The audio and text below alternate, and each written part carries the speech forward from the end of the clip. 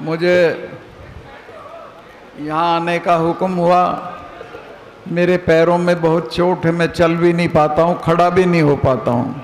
इसके बावजूद मैंने कहा कि मैं ज़रूर जाऊँगा, क्योंकि सिख संगत के बीच में जाना ऐसा है जैसे ऑक्सीजन ले ली, जान पैदा हो जाती है, हौसला बढ़ जाता है और जीने की तमन्ना बढ़ जाती है। तो इसलिए मैं आपके बीच में आया और अब मैं महसूस कर रहा हूँ कि मैंने सही फैसला किया कि मैं आया और आप साहिबान के दर्शन हुए, आप साहिबान से मुलाकात हुई, आपकी बात सुनी और अब जब मैं यहाँ से जाऊँगा तो जीने मरने के लिए और ज़्यादा तैयार होकर जाऊँगा। सत श्री अकाल। मैं ज़्यादा वक्त नहीं लूँगा, थोड़े वक्त में बताना चाहता हूँ कि मुझे सिख इतिहास से बहुत ताकत मिली है ज़िंदगी में। मैं जब मोदी साहब ने किसानों के आंदोलन की बिल्कुल सुनवाई नहीं की, उस वक्त मैं गवर्नर था मेघालय में। मैंने 10 दिन तक सोचा कि मुझे बोलना चाहिए कि नहीं बोलना चाहिए। मैं सरकारी ओहदे पे हूँ, तो मैंने तय किया कि मैं इस्तीफ़ा जेब में रख के और मिलने जाऊँगा प्रधानमंत्री से। मैं इस्तीफ़ा जेब में रख के प्रधानमंत्री से मिलने गया। रास्ते में गडकरी जी को मैंने फ़ोन किया, उन्होंने कहा कि इस्तीफ़ा खुद मत देना, ये मांगे तो दे देना। मैं कहा ठीक है। खैर मैं गया तो दुआ सलाम के बाद मोदी जी ने पूछा कैसे, क्या बात है। मैं कहा साहब ये 4 महीने से दिल्ली के बॉर्डर पे किसान पड़े हैं, इनसे आप बातचीत कर लें। तो उसने कहा कुछ नहीं होता सतपाल, ये चले जाएंगे। मुझे बहुत बुरा लगा। फिर मैंने थोड़ा घुमा फिरा के कहा कि आप नहीं कर सकते तो आपका कोई और आदमी बातचीत कर ले। कहने नहीं कोई बात की ज़रूरत नहीं है, आप चले जाएंगे। मैंने कहा फिर आप जानते नहीं हो, ये तब जाएंगे जब आप चले जाओगे। आप जिससे लड़ो उसके बारे में जान लो कि किससे लड़ रहे हो। ये सिख साहिबान हैं, इनके गुरु महाराज ने अपने सारे साहिबजादे कटवा दिए थे, समझौता नहीं किया था। और ये जो जाट हैं ये तो 6ठे महीने लाल किले पे चढ़े रहते थे, अकबर की कब्र फाड़ लाए थे, उसका दाह संस्कार कर दिया था। इन कौमों से लड़ा नहीं जाता, बातचीत की जाती है, लिहाजा बातचीत करें। खैर उस वक्त तो उनकी समझ में नहीं आया, लेकिन 2 महीने बाद माफ़ी मांग के वो कानून वापस लिए। घमंड बहुत था उस वक्त।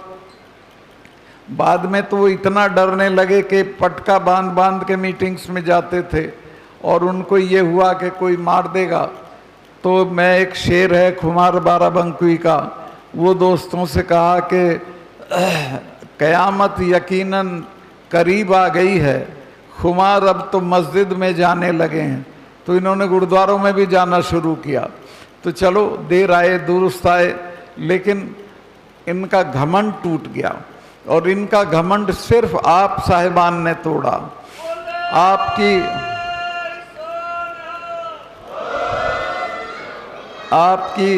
एकता, आपकी मजबूती, आपका डटे रहना, इसी वजह से वो दुनिया में कोई, मैं बताना चाहता हूँ कि कोई आंदोलन ऐसा नहीं हुआ जिसमें 700 लोग मरे हों, लेकिन किसानों ने एक पत्थर एक चिड़िया को भी ना मारा हो। कोई वायलेंस किसानों की तरफ से नहीं हुई। अभी एक वो लड़की है, उसका नाम लेके भी जबान गंदी होती है, क्या नाम है उसका, हाँ कंगना रनावत। वो इतनी बुरी बात किसान आंदोलन के बारे में बोल रही है। मैं तो कहूँगा वो जिस पार्टी में है उनको उसको निकाल देना चाहिए। जिन किसानों ने एक चिड़िया पे पत्थर नहीं मारा, उनके बारे में इतनी बुरी बात वही बोल सकती है, कोई नहीं बोल सकता। और मैं उस लड़की का जिसने वहाँ एयरपोर्ट पे उसको चांटा मारा, उसका स्वागत करता हूँ, उसको धन्यवाद करता हूँ। और आपको जान के अच्छा लगेगा कि वो आप ही की सफ़ों में से थी, आप ही के बीच से थी वो बच्ची, और उसने शानदार काम किया। और उसने कहा कि मैं और मारती अगर मेरा मौका, मैं ड्यूटी पे ना होती। तो खैर मैं कुल मिला के कहना चाहता हूँ कि ये दिल्ली में जो सरकार है, हालांकि ये इस बार हटा दी थी करीब करीब, ये तो 2 पार्टियों ने सपोर्ट कर दिया, वरना चली गई थी। अगली बार बिल्कुल चली जाएगी, आप इकट्ठा रहिएगा, ये सरकार में दोबारा नहीं आएंगे। लेकिन फिर भी मैं ये कहना चाहता हूँ कि ये एक ख़तरनाक और ख़राब इरादे वाली सरकार, अब इनकी निगाह गुरुद्वारों पे है, इनकी निगाह आपकी संस्थाओं पे है, इनसे सिंचाई का काम नहीं हो रहा, खेती का, सड़कों का, अस्पतालों का कोई इंतज़ाम नहीं हो रहा, और ये गुरुद्वारों के और सिखों के जो कारोबार हैं उनको पकड़ना चाहती हैं। तो मैं ये कहूँगा कि आप डटे रहिए और इनको कोई दखल मत देने दीजिए अपने मामलों में। चूँकि सिख अपने मामलों को इतना अच्छा चलाते हैं, देश में कहीं अकाल होगा वहाँ लंगर मिलेगा सिख संगत का, कहीं संकट होगा वहाँ सिख संगत के लोग मिलेंगे। तो जो इतना अच्छे से काम करते हों उनकी जमात में दखल देना हम बिल्कुल मंजूर नहीं करेंगे और लड़ेंगे इनके खिलाफ। आप भी ये मन बनाओ कि इनके खिलाफ लड़ेंगे और इनको उतार के फेंक देंगे। मैं बहुत लंबी तकरीर करने के इरादे से नहीं आया, मैं सिर्फ इतना ही कहना चाहता हूँ कि आप साहिबान के बीच में आके हौसला बढ़ता है, आप साहिबान के बीच में आके लगता है कि जिंदा कौमों के बीच में आ गए।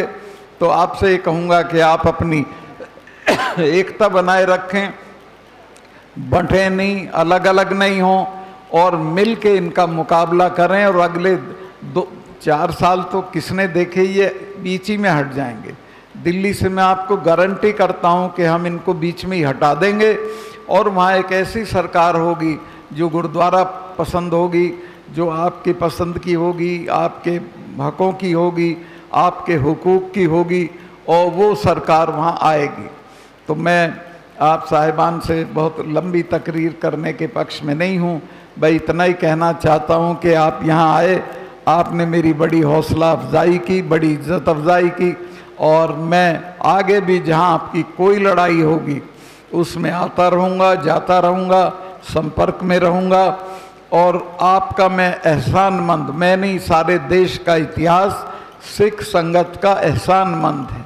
आप लोगों ने इस मुल्क का जब संकट आया तो आप लोग खड़े रहे हैं, आपने कुर्बानियाँ दी हैं, आपने देश को आगे बढ़ाया है, आपने मुग़लों के खिलाफ लड़े, अंग्रेज़ों के खिलाफ लड़े और अब इनके खिलाफ लड़ रहे हो। आपसे शानदार कोई कौम नहीं है इस दुनिया में।